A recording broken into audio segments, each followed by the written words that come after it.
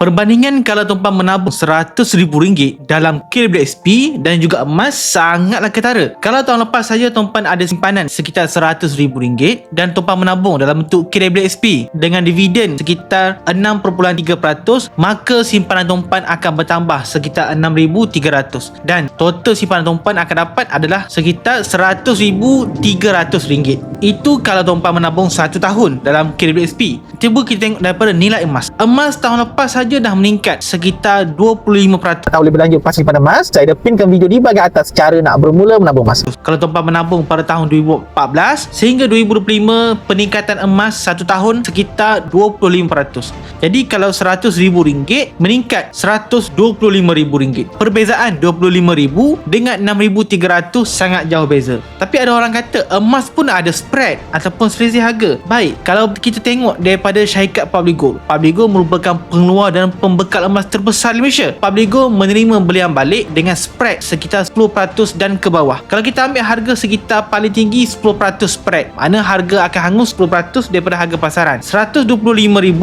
tolak 10%, tuan-puan akan dapat sekitar RM115,000. Masih lagi lebih tinggi berbanding tuan-puan menabung dalam KWSP. Di sini kita nak bagi tahu tuan-puan bahawa emas merupakan instrumen kewangan dan pelaburan terbaik untuk jangka masa panjang. Jadi kepada tuan-puan di luar sana, kalau teringin nak melabur dalam bentuk emas fizikal begini, tuan-puan kena pilih syarikat yang ada nama yang besar di Malaysia, iaitu Public Gold. Public Gold dah ada lebih 1.7 juta rakyat kita menabung emas bersama Public Gold. Jadi tuan-puan jangan segan silu kalau tuan-puan ada simpanan yang banyak dan tuan-puan takut simpanan tuan-puan termakan oleh inflasi dengan susut nilai ringgit, maka berbahala tuan-puan alihkan ke dalam bentuk emas fizikal begini.